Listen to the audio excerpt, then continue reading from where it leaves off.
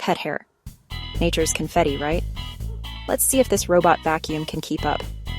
Today, I'm throwing my robot vacuum into the fluff-filled battlefield.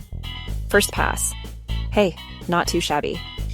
But wait, is that a hair clog already? Don't worry, cleaning it out is a breeze. So humans, 1, fur 0.